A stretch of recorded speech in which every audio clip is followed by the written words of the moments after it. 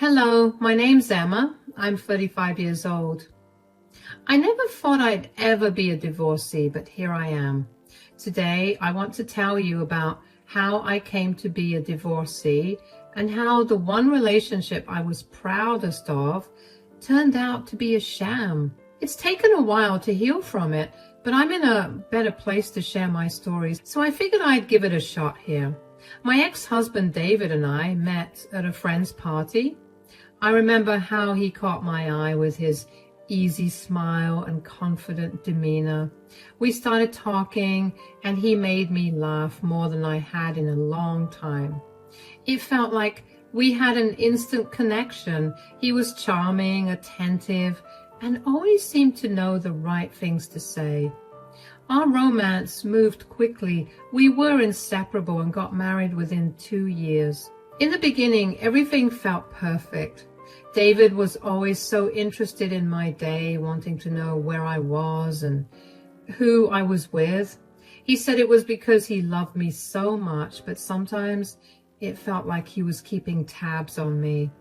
I pushed those feelings aside, thinking it was just his way of showing he cared. David had been married before, to Elaine. From what he told me, their marriage was a nightmare. He said Elaine was difficult, always arguing and never appreciating him. He painted himself as the victim for her unreasonable behavior. He mentioned that she would make him feel worthless and that she was impossible to please. David insisted that Elaine was the problem, and I believed him. He made sure I didn't interact with her much, saying it was for the best and that she was a bad influence. I trusted him and didn't question it. When I married David, I also became stepmother to his daughter, Lily. Lily was only 9 years old when I met her. She was very quiet and reserved and continued to remain that way even into her teenage years. The only times she would get loud was around David when they would fight. I was never around when the fight started, so I never knew what the fights were about. I would ask David about them, but he would dismiss me and just tell me that Lily was being rebellious and problematic, and that she was being a troublemaker just like her mother. But from what I usually see, Lily is a smart and thoughtful girl, although she keeps her distance from both of us. I tried to build a relationship with Lily. I wanted to support her and be there for her, but David's strict and often harsh approach made it difficult. David would often harshly punish Lily, like grounding her, taking away her electronics, and not letting her eat meals, all for disobeying him. I never agreed with any of his punishments, but I had no say in anything. David made it clear that I had no say in how he raised his daughter.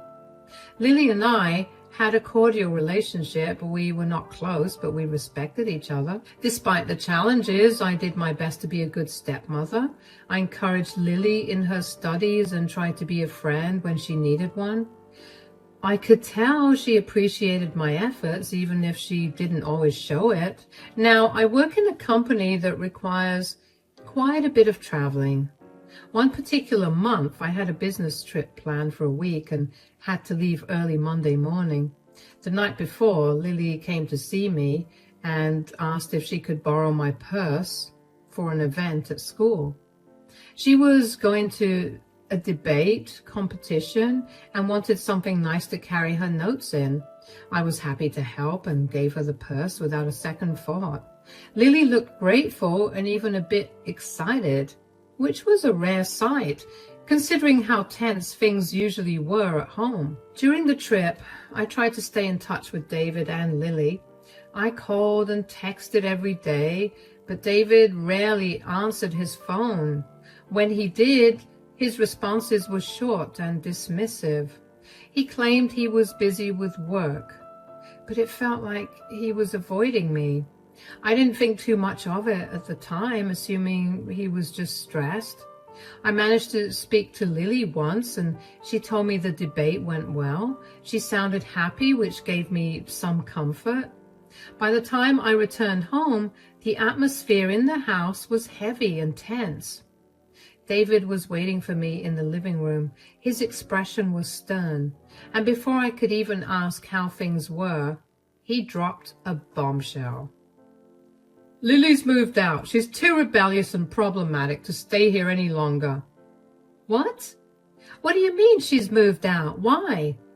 She's been causing trouble, disrespecting me, and breaking the rules. We had a huge argument, and it was the final straw. This doesn't make sense. What exactly did she do that was so bad? She's been sneaking out at night, talking back to me, and refusing to follow any of the house rules. I can't have that kind of behavior under my roof. David, she's a teenager. They make mistakes, and this is their default behavior. You can't just kick her out for that. It wasn't just one mistake. It's been building up for a long time. She needs to learn that actions have consequences. Did you even try to talk to her? Maybe there's a reason she's acting out. We need to understand what's going on with her. I tried talking to her, but she wouldn't listen. She's stubborn, just like her mother. I can't deal with it anymore. That's not fair, David. She's your daughter. You can't just give up on her because things are difficult. What exactly happened in the argument? She started yelling at me, saying I was too strict and that she hated living here. She was out of control. I had to do something. Yelling back and forth isn't going to solve anything. We need to find a way to communicate better. Throwing her out is not the answer. You don't understand. She's been pushing every boundary, testing every limit. It's been a nightmare. She needs to go somewhere she can get a reality check. So where is she now? Did she have somewhere safe to go? She went to stay with a friend. She's fine. She'll learn her lesson and maybe realize how good she had it here. Unless her equally annoying mother picks her up and coddles her like she always does. This is so wrong. We're supposed to be her parents. We're supposed to help her, not push her away. Can't we try to bring her back and work this out together? This is my daughter we're talking about here. You need to mind your place. You're not her mother. You don't understand how hard it's been dealing with her.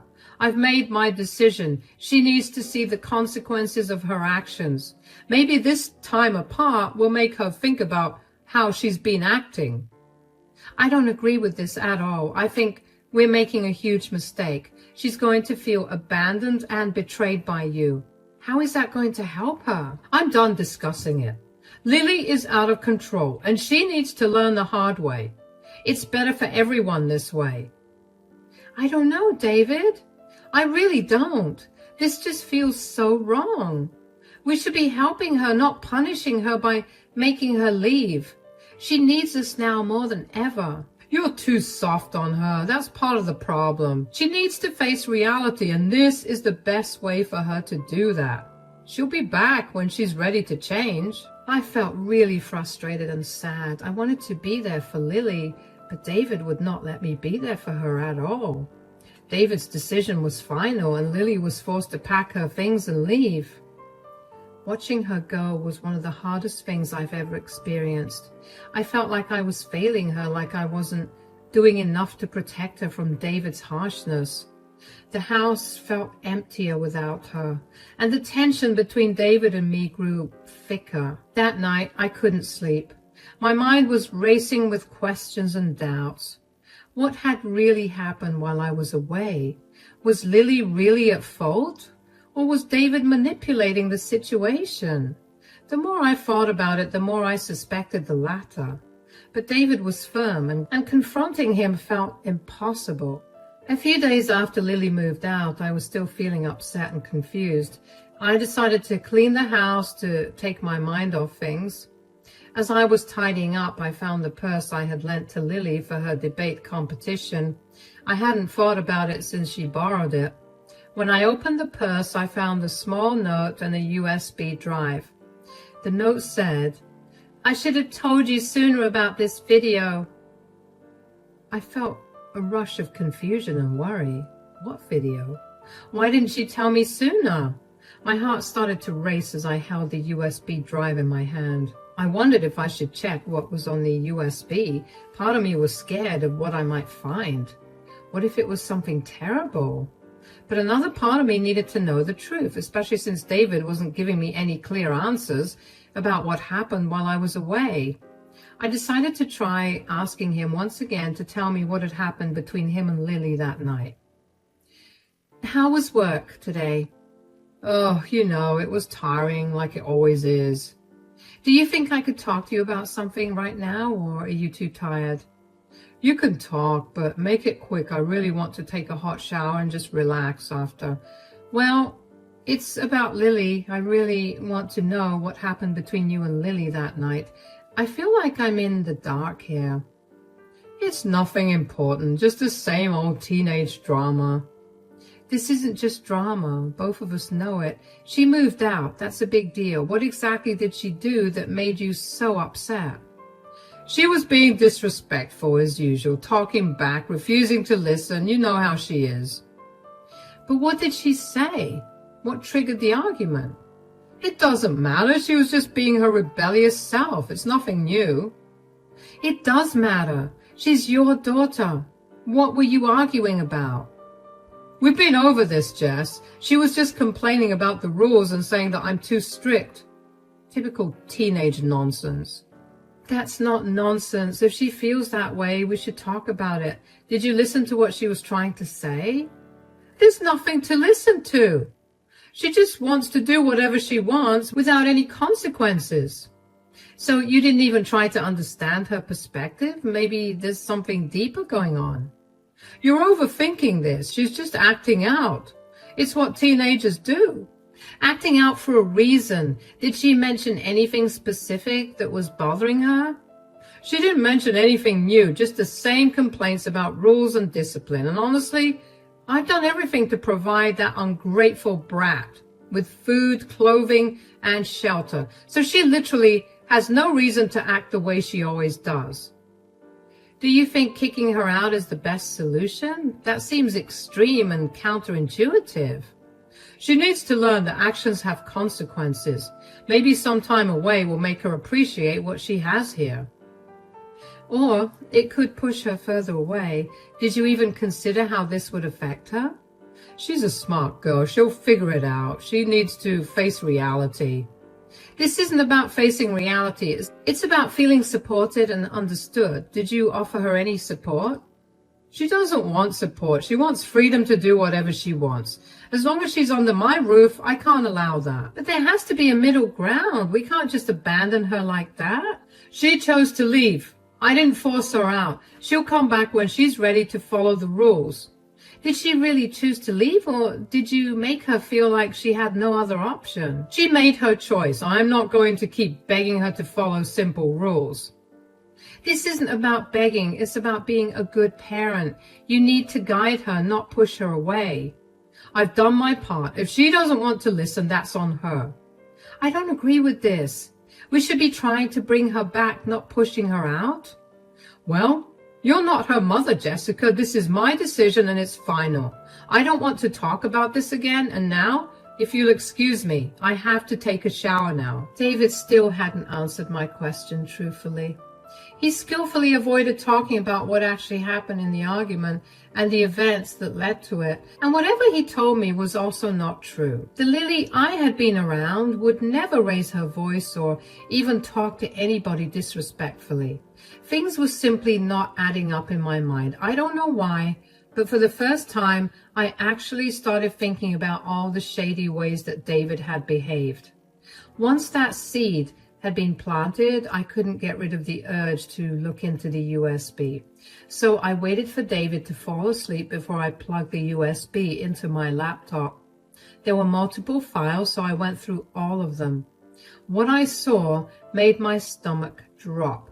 There were several video clips, all dated from the week I was on my business trip, and some a little before. The first video showed David yelling at Lily, accusing her of things she clearly hadn't done. He was harsh and cruel, his face twisted with anger. Lily looked scared and tried to defend herself, but David wouldn't listen. The next videos were even worse. They showed David setting up situations to make Lily look bad, like planting broken items in her room and then blaming her for them. It was clear he was manipulating everything to turn me against her. I felt a mix of anger and sadness watching these clips. Then came the most shocking parts. One of the videos showed David with another woman in our home, acting in ways that were undeniably intimate. My heart ached with the betrayal. I felt sick, tears streaming down my face as I watched. I couldn't believe what I was seeing. This wasn't the David I thought I knew. How could he do this to Lily? How could he do this to me?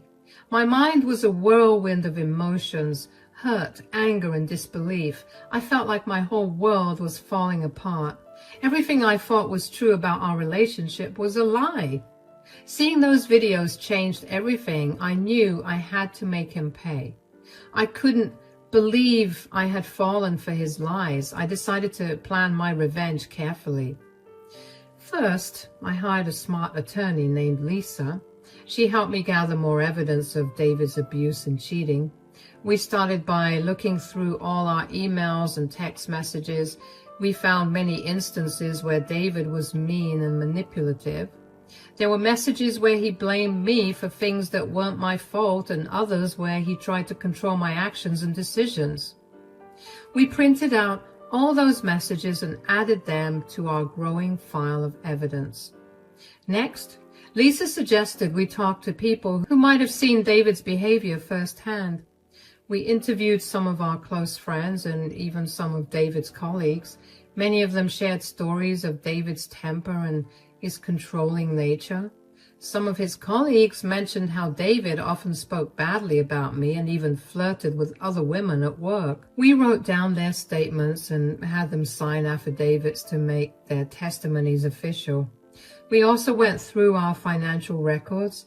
David had always insisted on handling our finances, but I had access to our bank statements and credit card bills.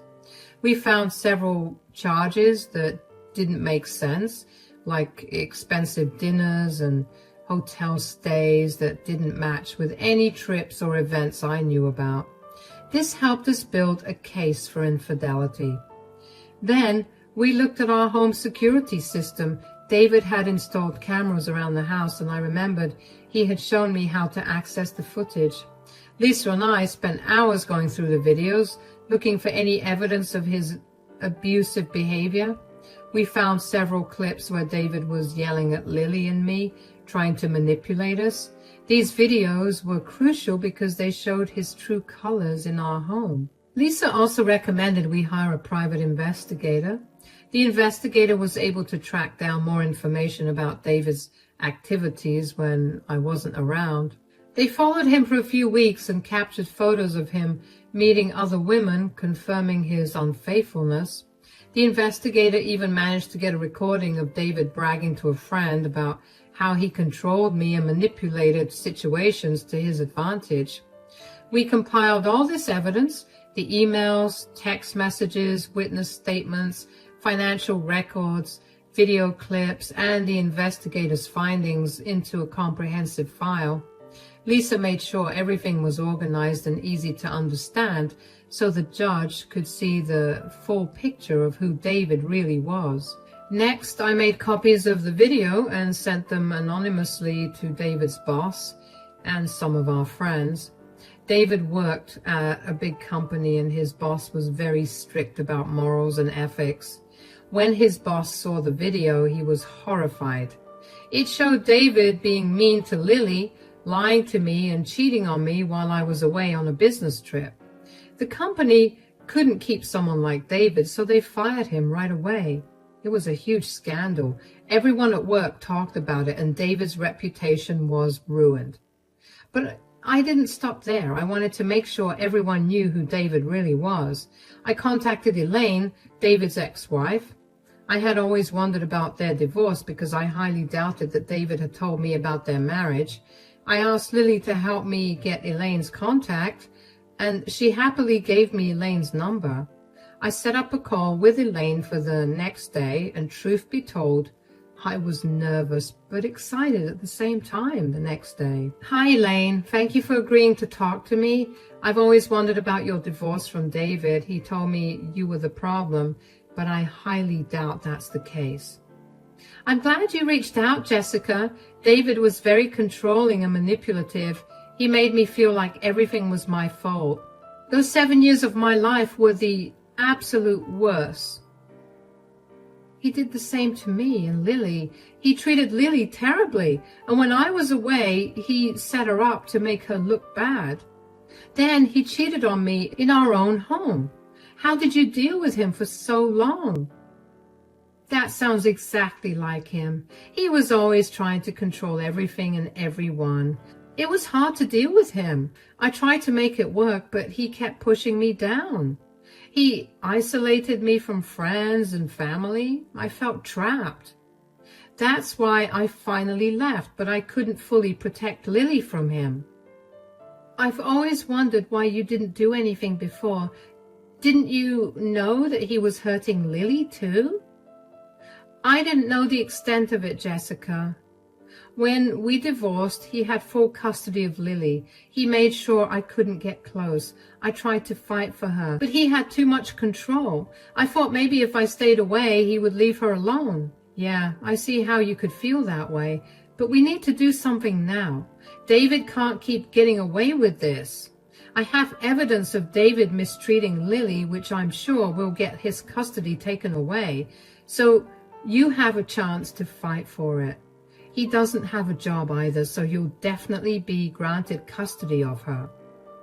Oh my God, you're an angel. How did you even manage to do all of this? Trust me, it wasn't easy, but I also hated the way David treated Lily and me so much that I had to make sure he never had a good life after I was done with him. You're amazing. You know that, right? You know what? I'm going to also help out. I have many connections through my work. We can make sure David never finds a job again. It's time he faced the consequences. That's a great idea. This will only make sure that he struggles even more. I'll start reaching out to my contacts. We'll make sure everyone knows the truth about David. He won't be able to escape this time. Thank you so much for helping out. Please don't thank me. This is the best I could have done. I feel horrible that I couldn't have helped Lily earlier, so this is my way of making up for it. I'm sure she'll appreciate it a lot. It's been really nice talking to you. Take care of yourself and keep me updated. Will do. I was grateful that Elaine was helping me out. All that was left was to fight the divorce, which David decided to make the most difficult thing in the world after I handed him the divorce papers. At first, he tried to deny his affair until he saw the video evidence I had of it. The legal battle was tough, but with Lisa's help, I won. The judge saw all the evidence of David's abuse and infidelity and ruled in my favor. I got most of our shared assets, which left David with almost nothing. He had no job, no reputation, and hardly any money. Winning the divorce was a mix of relief and sadness for me. I felt a huge weight lift off my shoulders knowing that I was finally free from David's lies and control. The court saw the truth, and that gave me a sense of justice and peace. I felt proud of myself for standing up for what was right, for Lily and me. But there was also sadness. I had once loved David, and it was painful to see our relationship end this way. The betrayal and hurt was still fresh, and it would take time to heal. I thought about Lily and how she would find her own path to healing. David faced severe consequences for his actions. After the video and all the evidence came out, people saw him for who he really was. His friends and colleagues cut ties with him. They didn't want to be associated with someone who was so mean and dishonest. He became socially isolated and had no one to turn to. Financially, too, David was in big trouble. Without a job and a damaged reputation, he struggled to find new work. Companies didn't want to hire someone with such a bad history. He couldn't pay his bills, and soon he had to sell his car and move to a smaller place. His lifestyle changed dramatically, and he was left with very little. Meanwhile, Lily flourished away from her father's oppressive grip. She finally felt free. She moved in with her mom, Elaine, who welcomed her with open arms. Lily started doing better in school and made new friends. She seemed happier and more confident every time I saw her.